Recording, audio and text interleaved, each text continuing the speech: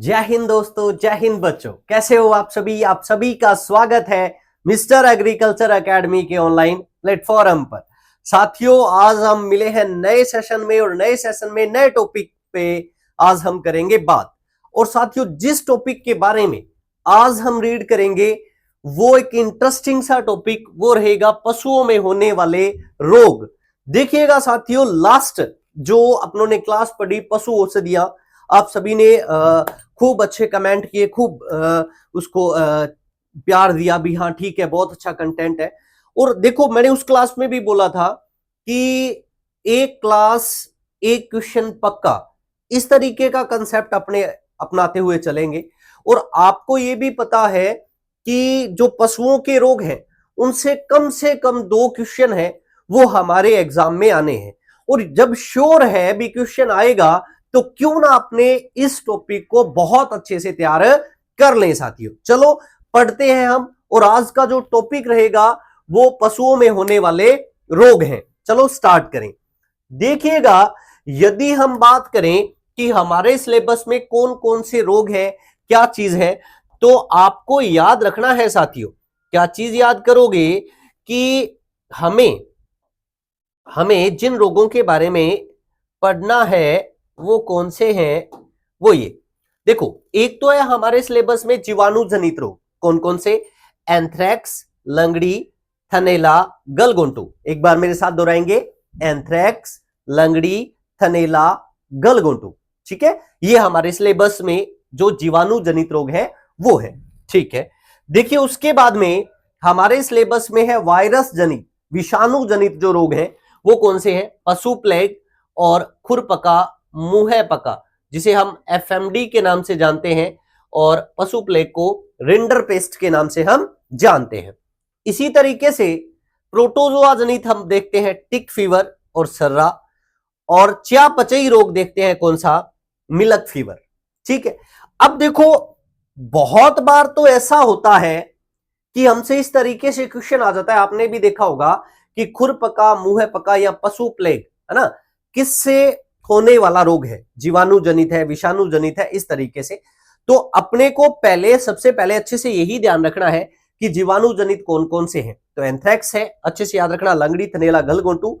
और यदि हम बात करें विषाणु जनित तो 2 है, पशु प्लेग और कौन सा रहेगा? नेक्स्ट है खुरपका, मुंह पका। ठीक है, प्रोटोजोआ, टिक फीवर और सरा, और चयापचयी कौन सा है? Milk fever. सबसे पहले साथियों हमें इतना याद होना चाहिए। यदि इतना याद है, फिर उसके बाद में अपने एक एक रोग के बारे में आगे नॉलेज लेते हैं। और देखो, रोग के बारे में जो भी पढ़ेंगे तो एक पैटर्न होता है साथियों, जिसमें हमें यह पढ़ना है सबसे पहले भी रोग का उपनाम क्या है। जैसे देखिए, हम नेक्स्ट जो पढ़ेंगे एंथ्रेक्स के बारे में, यानी कि आज हम जिन रोगों के बारे में पढ़ेंगे वो होंगे जीवाणु जनित रोग। ठीक है, जीवाणु जनित में सबसे पहले हम कौन सा पढ़ेंगे? एंथ्रेक्स पढ़ेंगे। तो देखो, हमें क्या कुछ पढ़ना होता है रोग के बारे में। जैसे उपनाम पढ़ेंगे, रोग कारक पढ़ेंगे, ठीक है, रोग के लक्षण हमें रीड करने हैं, रोकथाम उपचार हमें उसके बारे में पढ़ना है, या वो रोग सबसे ज्यादा कौन सी ऋतु में, कौन से पशु में होता है, ये सब बातें हमें देखनी है। चलो एंथ्रेक्स के बारे में हम बात करते हैं, क्या चीज है। सबसे पहले आता है एंथ्रेक्स के उपनाम, यानी कि अन्य किन नामों से इन्हें जाना जाता है। देखिएगा, एंथ्रेक्स को प्लीहा ज्वर बोलते हैं, जहरी बुखार बोलते हैं, इसे विषहरी बोलते हैं, बावला बोलते हैं, गिल्टी ज्वर बोलते हैं, वूल शोल्टर डिजीज के नाम से जाना जाता है। इसके अलावा इसे बिलहरी, गरही, पिल्ही बड़वा और तिल्ली बुखार बोलते हैं। देखो साथियों, जो हमारी ऑथेंटिक बुक्स हैं, क्योंकि आजकल ये बात चलता है मूल बुक्स, ऑथेंटिक्स बुक्स या 12वीं की जो बुक थी माध्यमिक शिक्षा बोर्ड की, है ना, उसमें यहां तक वूल शॉर्टर डिजीज तक दिए हुए इसके उपनाम थे। तो कम से कम पहली लाइन वाले तो सबसे अच्छे से हमें याद ही होने चाहिए। अब बात ये उठती है कि याद कैसे करें। तो एक सिंपल सी बात है, देखो एंथ्रेक्स के अन्य नाम याद करने का तरीका मैं आपको बताता हूं। आप क्या करेंगे? आप एक लाइन याद करेंगे। क्या याद करोगे? आप ये याद करोगे कि प्लीज, क्या है बोला है मैंने? प्लीज, फिर आप बोलोगे विबाजी, प्लीज विबाजी, उसके बाद में वूल शोर्ट करो, वूल क्या करो? शोर्ट करो। बोल सकते हो क्या आप? एक बार मेरे साथ बोलना, क्या बोलना है हमें? Please Vibha ji wool short करो। ठीक है, please Vibha ji wool short करो। ठीक है, चलो देखते हैं। अब देखो, प्लीज में से प्ली से क्या हो जाएगा? प्लीहा ज्वर हो जाएगा। जैसे हम देखें तो जहरी बुखार, वी से कौन सा हो जाएगा? विषहरी। बा से कौन सा हो जाएगा? बावला। इस जी से इंग्लिश में लिखा है इसीलिए क्या बन जाएगा? गिल्टी ज्वर। और वूल शॉर्ट से वूल शॉर्टर डिजीज। ठीक है, यानी कि ऊन की फैक्ट्रियों में काम करने वाले जो मानव है, मनुष्य है, तो ऊन से ये जो रोग है वो मनुष्य में हो जाता है, वूल शॉर्टर डिजीज। प्लीहा इफेक्टेड होती है, इसलिए इसे क्या बोला गया? प्लीहा ज्वर के नाम से भी जाना गया साथियों। ठीक है, अच्छे से याद कर लोगे। यानी कि हमसे पूछा जाए मनुष्य में होने वाला रोग भी कौन सा है, तो एंथ्रेक्स है। इसके अलावा देखो और कौन से नाम है? खुरदवा, बिलहरी, गरही, पिल्ही बड़वा और तिल्ली बुखार। ठीक है, उम्मीद करता हूं आप इस ट्रिक को एंजॉय करेंगे। Please Vibha ji wool short कीजिए तो आराम से हमें ये याद हो जाएंगे, इसके अन्य नाम जो है वो। चलिए आगे बढ़ते हैं। उसके बाद में हम बात करते हैं रोग कारक। रोग कारक हमने बात कर लिया, जीवाणु है। कौन सा है? तो बैसिलस एंथ्रेसिस किससे होता है साथियों? बैसिलस एंथ्रेसिस से होता है। Anthrax anthracis, anthrax anthracis, bacillus anthracis से। ठीक है, याद करना। उसके बाद में सूर्य के ताप में 6 से 10 घंटे में यह क्या हो जाता है? नष्ट हो जाता है। इसको अच्छे से आपको क्या करना है? लर्न करना है। तो जो ये पहली इंपॉर्टेंट स्लाइड थी रोग के बारे में, उम्मीद करता हूं आपके याद हो गई होगी। चलिए आगे बढ़ते हैं। उसके बाद नेक्स्ट हम बात करते हैं प्रभावित पशु, यानी कि ये रोग एंथ्रेक्स जो है वो किस में होता है। तो देखिएगा, आप यदि बात करें तो जुगाली करने वाले जो पशु हैं उन सब में होता है। जुगाली करने वाले सभी पशुओं में होता है, लेकिन याद रखिएगा कि यह भेड़ में सबसे ज्यादा होता है। ठीक है, तो यदि पूछा जाए कि ये रोग किस में होता है तो सबसे पहले दिमाग में आना चाहिए भेड़। जुगाली करने वाले सभी पशुओं में होता है, गाय भैंस भेड़ बकरी में, लेकिन सबसे ज्यादा सबसे अधिक प्रभावित क्या है? भेड़ है। ठीक है, ये याद रखना। उसके बाद में नेक्स्ट देखिएगा, एक भेड़ ऐसी जिसमें यह रोग नहीं होता, तो कौन सी भेड़ है?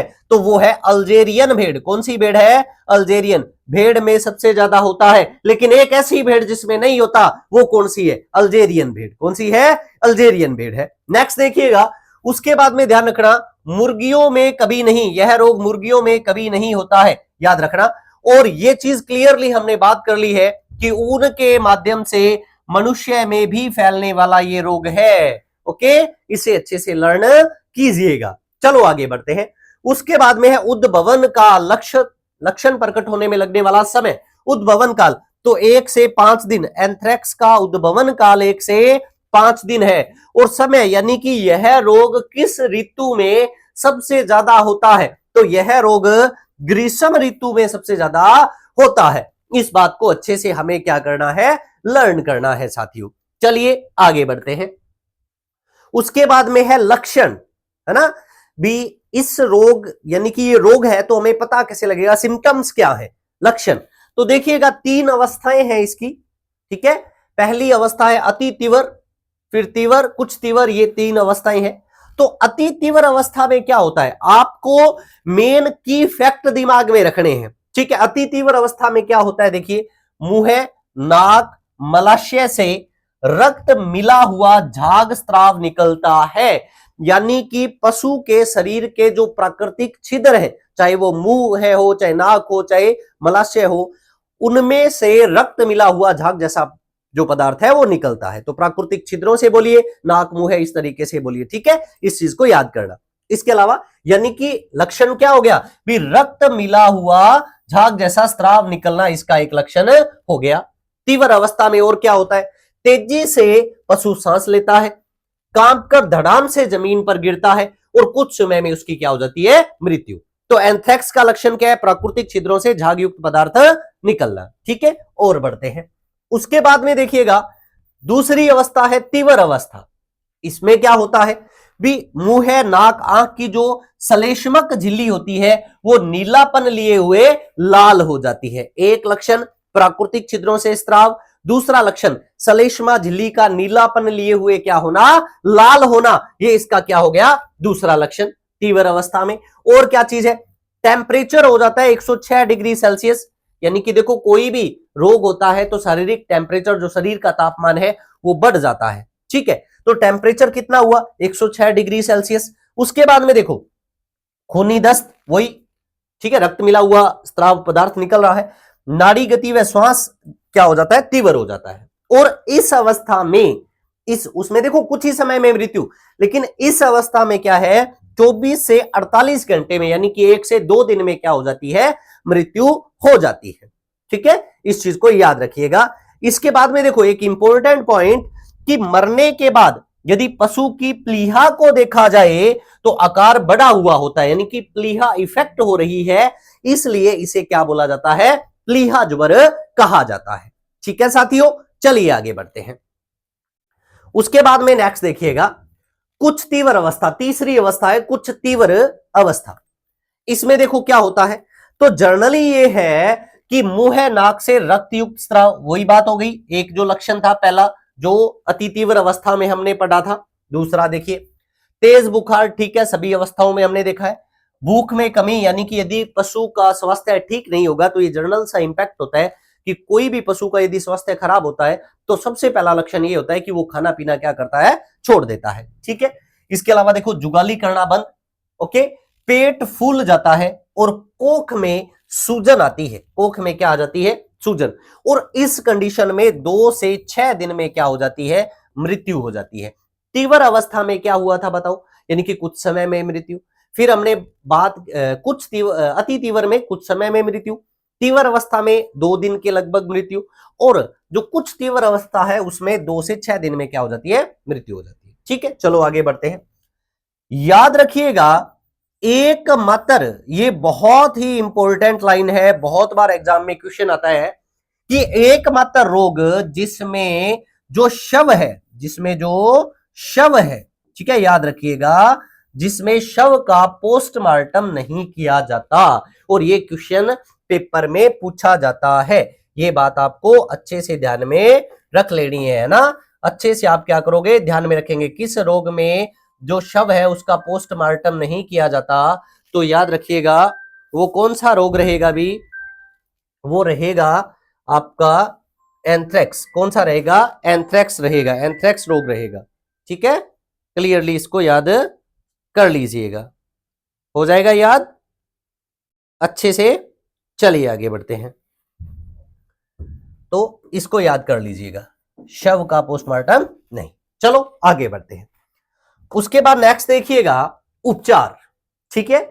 यानी कि देखो एक तो होता है रोकथाम और एक होता है उपचार। भी रोकथाम में तो ये होता है कि वो रोग नहीं हो, उससे बचाना, और उपचार में क्या होता है, ट्रीटमेंट होता है साथियों। क्या होगा, ट्रीटमेंट होता है। भी रोग होने के बाद में हम उसको क्या दवा दें, वो उपचार यानी कि ट्रीटमेंट, ठीक है, ये चीज ध्यान रखिएगा। चलो देखो ट्रीटमेंट हम पढ़ते हैं, उपचार पढ़ते हैं। प्रारंभ में जैसे ही यदि अपने को रोग का पता लग जाए, शुरुआत में ही, प्रारंभ में ही, तो हम पशु को एंटी एंथ्रेक्स सीरम का इंजेक्शन दे सकते हैं। कौन सा इंजेक्शन देंगे, एंटी एंथ्रेक्स सीरम का इंजेक्शन दिया जा सकता है। इसके अलावा ध्यान रखिएगा पेनिसिलिन और सल्फामिडीन के घोल का इंजेक्शन भी दिया जा सकता है। एक तो एंटी एंथ्रेक्स सीरम, नाम से ही पता लग गया अपने को, ये एंथ्रेक्स के लिए है। इसके अलावा पेनिसिलिन और सल्फामिडीन घोल, पेनिसिलिन और सल्फामिडीन घोल, इसका यूज कर सकते हैं। इसके अलावा ध्यान रखना एंथ्रासिनम, एंथ्रासिनम होम्योपैथिक दवा जो है, एंथ्रासिनम होम्योपैथिक जो दवा है उसका हम यूज कर सकते हैं ना भी। इसकी लगभग 10 बूंदे एंथ्रासिनम की जो है अपने को दिन में सर्वल टाइम में 1 से अधिक बार, यानी कि 2 से 4 बार वो है बूंदे अपने देते हैं, जिससे लाभ मिलता है, ठीक है। और पशु को यदि रोग में अधिक बेचैनी होती है तो अपने एक्कोनाइट 30 दवा का यूज करते हैं। देखो सीधा सीधा याद रखिएगा, एंटी एंथ्रेक्स सीरम दे सकते हैं, पेनिसिलिन सल्फामिडीन का घोल दे सकते हैं। होम्योपैथिक दवा कौन सी है, एंथ्रासिनम है। कौन सी है, एंथ्रासिनम है। और बेचैनी होने पर क्या दिया जाता है, एक्कोनाइट 30 दिया जाता है। 4 ही तो बातें याद की हैं, एंटी एंथ्रेक्स सीरम, ठीक है, पेनिसिलिन और सल्फामिडीन 2 बातें, तीसरी है एंथ्रासिनम, और चौथी कौन सी है, एक्कोनाइट 30। अच्छे से इसको क्या करना, याद करना साथियों, ठीक है। चलिए आगे बढ़ते हैं। रोकथाम, ये एक बहुत ही इंपॉर्टेंट पार्ट है साथियों एंथ्रेक्स के संदर्भ में, याद रखिएगा। देखो क्या है, भी पशु में रोग नहीं हो तो क्या करना चाहिए। देखिए इसमें दो कंडीशन बनती है। एक ऐसा पशु जो रोगी पशु के संपर्क में आ गया, उसका क्या ट्रीटमेंट करोगे, और एक ऐसा पशु जो रोगी के संपर्क में नहीं आया लेकिन महामारी फैलने की कंडीशन है, उसके लिए हम क्या करेंगे। ठीक है, तो देखिएगा, फर्स्ट ऑफ ऑल हम बात करते हैं रोगी पशु के संपर्क में आए हुए पशु को एंटी सीरम का इंजेक्शन दें। यदि कोई पशु, अपने को ये शक है, ये संदेह है कि कोई पशु है वो रोगी पशु के टच में आ गया, तो अपने उसको क्या करेंगे, एंटी सीरम का इंजेक्शन दे देंगे। ठीक है, और एंटी सीरम का इंजेक्शन देने पर जो पशु में 14 दिन की क्या आ जाती है, प्रतिरक्षा इम्यूनिटी है वो बिल्ड हो जाती है। ठीक है, तो आप याद रखना, एंटी सीरम का इंजेक्शन देते हैं, इससे कितने दिन की प्रतिरक्षा आती है, तो 14 दिन की। ठीक, आगे बढ़ते हैं। उसके बाद में महामारी फैलने पर, है ना, यदि महामारी फैल रही है इस कंडीशन में, तो एंथ्रेक्स स्पोर वैक्सीन, कौन सा इंजेक्शन देते हैं, एंथ्रेक्स स्पोर वैक्सीन का टीका दिया जाता है, लगाया जाता है, जिससे क्या होता है, 1 वर्ष की प्रतिरक्षा। देखो एंटी सीरम से 14 दिन और एंथ्रेक्स स्पोर वैक्सीन से 1 वर्ष की क्या आती है, प्रतिरक्षा आती है। ठीक है, इस बात को याद रखिएगा। आगे बढ़ते हैं। एक बात ये ध्यान रखना, एंथ्रेक्स का टीका जो है वो किस माह में लगता है, तो जुलाई अगस्त माह में, ये भी इंपॉर्टेंट है, एग्जाम में बार बार पूछा जाता है। उसके बाद में ये बात आपको अच्छे से ध्यान रखनी है भी, यदि पशु मर जाता है और उसके शव को जलाने या दबाने से पहले एक महत्वपूर्ण कार्य करना है ना, वो कार्य क्या है, तो अच्छे से ध्यान रखिएगा, क्योंकि प्राकृतिक छिद्रों से स्राव निकलता है ना ये चीज, तो इसके लिए ये होता है कि मरे हुए पशु के जो प्राकृतिक छिद्र हैं, मरे हुए पशु के जो प्राकृतिक जितने भी छिद्र हैं, उनमें 1:1000 मरकरी पर क्लोराइड या फिनाइल में रुई को डुबोकर आप क्या करोगे, सभी प्राकृतिक छिद्र को क्या करेंगे, बंद करेंगे, और उसके बाद ही अपने को पशु को दबाना या जलाना है। ये बात बहुत इंपॉर्टेंट है, अच्छे से याद रखिएगा कि पशु के प्राकृतिक छिद्रों को किससे बंद किया जाता है, तो 1:1000 मरकरी पर क्लोराइड से या फिनाइल से आप क्या करोगे, उसे बंद करोगे। ठीक है साथियों, चले आगे बढ़ते हैं। उसके बाद में देखो, एक ये भी बहुत इंपॉर्टेंट है पेपर की दृष्टि से, थोड़ा दिमाग में रखना। नेक्स्ट देखो, चूने की परत बिछाकर, देखिए यदि पशु को दबाना पड़ रहा है, यदि पशु को दबाना पड़ रहा है, तो आप क्या करोगे कि जो गड्ढा है लगभग 1 से लेकर 2 मीटर गहरा, 1 से लेकर 2 मीटर गहरा क्या है, गड्ढा हम खोदेंगे। ठीक है, और उस गड्ढे में क्या करते हैं, लगभग 15 से 30 सेंटीमीटर 15 से 30 सेंटीमीटर चूने की परत बिछाते हैं, पहले चूने की परत बिछाते हैं। ठीक है, और उसके बाद में पशु को क्या किया जाता है, दफनाया जाता है। ठीक है, ये बात ध्यान रखनी है आपको भी, दबाने से पहले हमें क्या करना है, दबाने से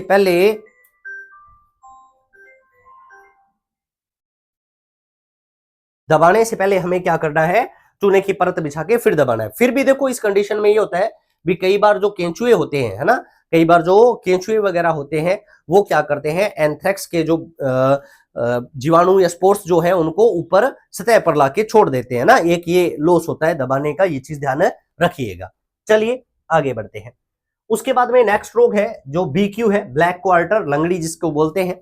देखो जितनी बातें मैंने आपको बताई वो अच्छे से पढ़ना, एंथ्रेक्स को बहुत अच्छा कंटेंट हमने कलेक्ट किया है अच्छे से, बहुत ही महत्वपूर्ण बातें आपको बताई हैं, एक भी फालतू बात है वो आपसे शेयर नहीं की है। ठीक है, नेक्स्ट रोग देखो, आज अपने 2 रोग को पढ़ेंगे। ठीक है, नहीं तो क्लास बहुत ज्यादा लंबी हो जाती है ना, फिर बोरिंग सा काम हो जाता है। हम ये लक्ष्य रखते हैं कि 20 से 30 मिनट की आपको एक क्लास दें और उसमें अच्छा सा कंटेंट आपको दें, है ना। चलिए देखो, नेक्स्ट हम बात करते हैं, ब्लैक क्वार्टर डिजीज है जिसका नाम है लंगड़ी। क्या नाम है, लंगड़ी है। चलो देखो पढ़ते हैं, उपनाम इसके क्या है, तो देखिएगा, इसे जहरबाद, एक टंगा, चुरचुरिया, फड़ सूजन, लंगड़िया, लंगारा और सुजवा बोलते हैं। देखो क्या चीज है, इसमें क्या होता है, पशु जो है वो पैर से लंगड़ाता है, तो इसलिए इसे क्या बोल दिया, एक टंगा बोल दिया, है ना, इसे क्या बोल दिया, लंगड़िया बोल दिया, लंगारा बोल दिया।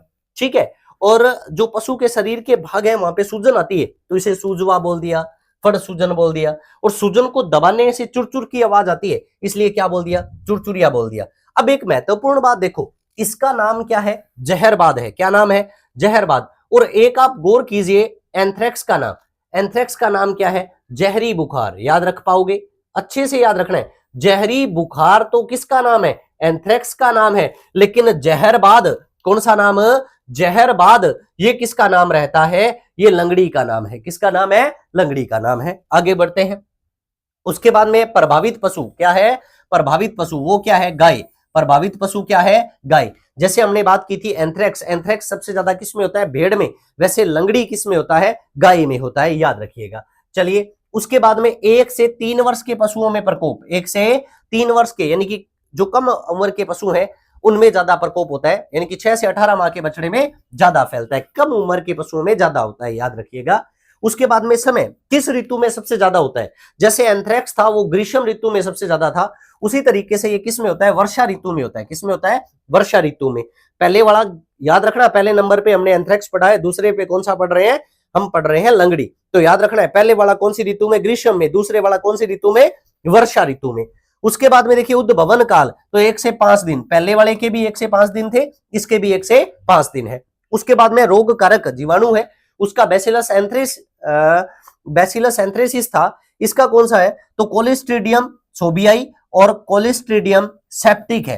कोलिस्ट्रीडियम सोबियाई बैक्टीरिया और कोलिस्ट्रीडियम सेप्टिक बैक्टीरिया से क्या है, ये रोग होता है, कोलिस्ट्रीडियम सोबियाई और सेप्टिक से होता है, अच्छे से याद कीजिएगा।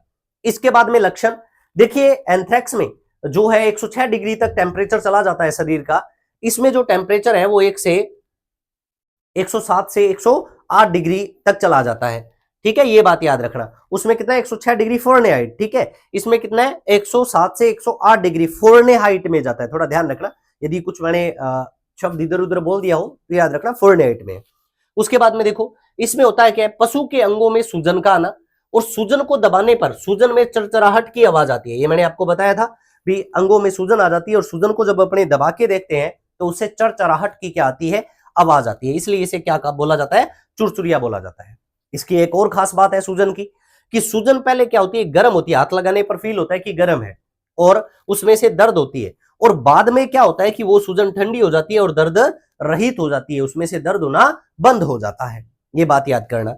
उसके बाद में देखो यदि हम सूजन पर चीरा लगाएं, देखो एक बात याद रखना, जहां तक संभव हो ये बात कही जाती है कि अपने जीवाणु रहित चाकू से अपने क्या कर सकते हैं, जो सूजन युक्त भाग है उसको अपने काट कर, ठीक है, और उसमें 1:1000 जो मरकरी पर क्लोराइड है उसको अपने भर कर उसको क्या किया जा सकता है, ठीक किया जा सकता है।